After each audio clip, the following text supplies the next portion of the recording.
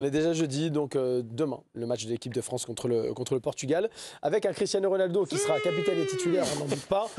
Il est là et on l'embrasse. Cristiano qui n'était pas en réussite dans son match contre les Slovènes. D'où cette question, Cristiano Ronaldo, vous fait-il toujours peur? Habillage à la portugaise. L'hymne portugais. Timothée? Plus que jamais. Oula, oui. Eric? Oui. Oh que oui. Oh que oui. Étienne? Oui. Bon. Président? Mais bien sûr. Pourquoi président?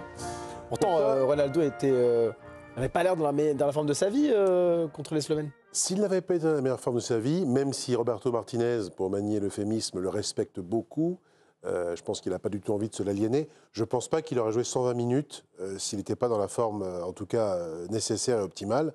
Il serait sorti bien avant.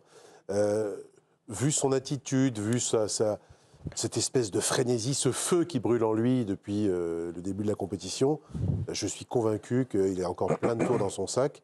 Et je suis convaincu que ce serait une très lourde erreur de le sous-estimer ou de le croire cuit parce qu'il a joué 120 minutes quelques jours avant. On l'a senti un peu fragile, peut-être mentalement, pour l'une des premières fois depuis pas mal de temps. David, rater ce penalty, pleurer quand il voit sa mère pleurer dans les tribunes, alors que le match n'est pas encore terminé. Ronaldo affaibli mentalement ou vous n'y croyez pas du tout à ça? On l'a vu derrière se rattraper quand même de fort bonne manière en y retournant. Donc voilà, il y a eu ce moment-là. Moi, il continue à me faire peur parce que certes, c'est plus le joueur qui est capable sur 20 ou 30 mètres de dribbler de défenseurs et d'en planter un derrière, mais dans la surface, il reste quand même redoutable. Sur coup de pied arrêté, il n'a pas eu la réussite qu'il peut avoir sur coup franc, mais ça passe quand même souvent pas très loin. On voit qu'il est quand même super affûté pour un joueur de 39 ans. Et en plus, il est capable de tenir un match de 120 minutes. C'est pas comme Coquet qui a terminé sur les rotules. Lui, il a clairement terminé assez bien le match. Donc, je vois pas comment on ne pourrait pas avoir peur d'un joueur de ce calibre-là. Et pourtant, Romain, juste avant de venir vous voir, Timothée, c'est 0 pointé pour l'instant pour Ronaldo en termes de but. Oui, il n'a pas encore marqué lors de cet Euro. D'ailleurs, lors de la phase de poule, on s'est rendu compte que c'était la première fois en 9 grandes compétitions internationales pour Cristiano Ronaldo qui n'avait pas été décisif lors de la phase de poule. Il y a eu aussi ce pénalty manqué lors de la prolongation face à la Slovénie en 8e de finale. La moyenne dans l'équipe de Ronaldo sur les 4 matchs, c'est 4,5. Donc voilà, Ronaldo qui n'est pas, en tout cas, pas très efficace sur ce début d'Euro. Ronaldo, pas de but, 39 ans, qui rate ce penalty contre les Slovènes, mais vous avez toujours peur, Timothée? Oui, j'ai peur parce que ce que vous notez comme une possible faiblesse, ça l'est peut-être. Moi, je le vois comme une certaine forme de faille et j'ai été finalement assez touché par ce qu'il a dit par la suite. Tout ce qui a trait au football m'émeut énormément parce qu'il sent que c'est la fin. Et parce qu'il sent que c'est la fin et parce que c'est le joueur incroyablement orgueilleux qu'il est, il a ses failles, mais il va aussi avoir ses rebonds. Et c'est de ça dont j'ai terriblement peur contre la France. Il peut peut-être estimer, par exemple, que son équipe est potentiellement plus faible que la France, j'en suis pas certain. Mais s'il se dit à chaque match que c'est potentiellement le dernier, c'est là où il va être le plus dangereux possible. Encore une fois, on connaît l'orgueil, on connaît l'ego, on connaît la volonté à écrire des lignes de stats. Il a encore l'occasion d'en écrire une de plus. Moi, je suis très inquiet. Non, mais bien sûr, on en a peur parce que c'est un redoutable buteur, même s'il n'a pas encore marqué là. Il lui faut pas grand-chose, en fait. Tu sais qu'il y a tous les joueurs autour de lui qui sont capables de le mettre sur la seule position qu'il va peut-être trouver dans un match. Et il est capable de mettre ce ballon au fond des buts. Donc, tu es obligé de respecter tout ce qu'il a fait jusqu'à aujourd'hui, même si il est sur la fin, mais c'est un compétiteur. Donc, moi, je ne m'inquiète pas du tout sur son engagement et sur sa solidité dans le mental. En tout cas. On peut se souvenir aussi, Étienne, que le Portugal nous avait battus en prolongation sans Ronaldo à l'Euro 2016. J'avais oublié, moi. Il était sorti très vite. Qui avait marqué? C'était pas Ronaldo? Non, c'était pas Ronaldo. Ah bon, d'accord. Un joueur qui n'est plus en sélection. Joueur de Lille.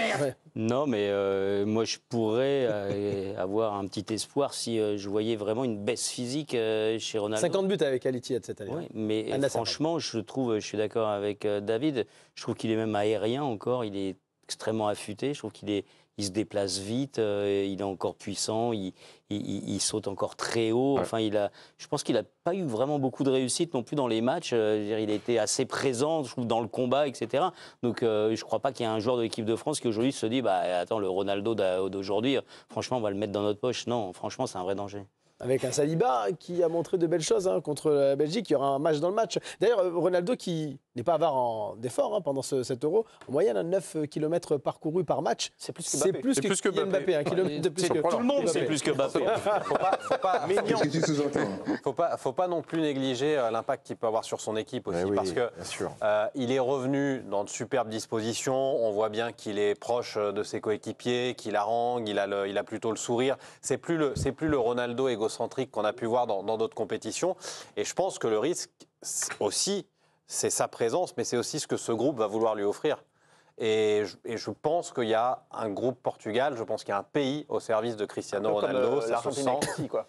Exactement, un peu comme l'Argentine. Ouais, même si dans ce match contre les Slovènes, je ne sais pas si vous partagez ce sentiment, Fred, mais on a senti un Ronaldo phagocyter toutes les actions, tous les coups francs, et ce qui fait un peu déjouer, je trouve, des joueurs comme Bernardo Silva, comme Bruno Fernandes, à ses côtés. Ils n'ont pas la possibilité de s'exprimer totalement. Il prend tous les coups francs. Il y a ce côté symptomatique, révélateur, quand il récupère un coup franc un peu excentré côté gauche avec Bruno Fernandes ou Bernardo Silva.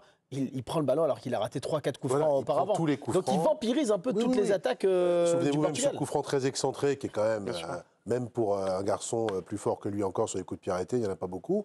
Mais lui, il en marque finalement assez peu. Il le prend quand même, il le tente directement. Voilà, il est toujours totalement attiré. Et c'est pas un problème, ça ? C'était un problème avec le prédécesseur, avec Fernando Santos, puisque contre la Suisse à la Coupe du Monde, souvenez-vous, il le sort. Gonzalo Ramos met 3 buts. Festival absolu offensif, il gagne 6-1. Et on se dit, Ronaldo, finalement, a fait son temps. Et finalement, non, il a encore cette ressource incroyable. Mais comme quoi, c'est possible aussi de jouer sans lui, sauf que ça n'arrivera pas, je pense, vendredi. Ouais. C'est impossible. C'est vrai qu'il est venu avec un espèce de changement d'attitude. On se dit, ça y est, c'est un autre Cristiano au service des autres. Il a rangé son ego, etc. On voit que le naturel revient assez vite quand même. C'est vrai que sur ce match-là, je partage le sentiment du présentateur, parce que moi, je tutoie le présentateur. Vous avez bien raison, Étienne. Que Ronaldo, ça reste Ronaldo et que pour le coup, il peut faire de temps en temps un petit peu déjouer son équipe quand il veut que tout passe par lui. Mais il faut dire aussi, et c'est peut-être plus là qu'il y a de la chance de l'équipe de France, c'est qu'aujourd'hui, le Portugal, il est moins impressionnant qu'on l'imaginait. Et que les joueurs majeurs, techniquement, ils sont un peu moins forts, moins là, en tout cas, comme d'ailleurs beaucoup de joueurs dans cet Euro, comme Bernardo Silva, Bruno Fernandes, etc. Ils sont un peu carbo. Voilà, il y a deux équipes qui ont joué cette année. Ils ne sont pas exceptionnels depuis le début. Autre exemple plus récent, la victoire en début de saison face au Luxembourg. Vous allez dire, ça n'est que le Luxembourg. Le Luxembourg, fallait se les fader aux éliminatoires. C'était pas une petite équipe. Ils ont donné du fil à retordre à tout le monde. 9-0 pour le Portugal, sans Cristiano Ronaldo, est probablement la meilleure expression collective de l'équipe du Portugal sur cette phase d'éliminatoire. Donc elle ferait plus peur sans Ronaldo, cette équipe-là. Ouais, mais on n'a pas le sentiment. Il y a deux équipes. Si je décrypte. Non, mais il y a deux équipes en plus. Non plus que Ça n'enlève pas les arguments que j'ai donnés, mais ce groupe, on n'a pas le sentiment non plus que ce groupe est crispé. Je prends l'exemple justement de la situation où il a craqué, il a pleuré.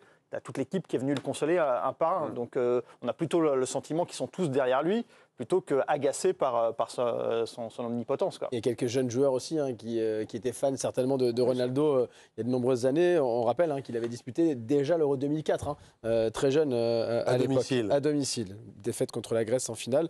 Vous le saviez déjà parce que vous êtes utile, mon cher Fred.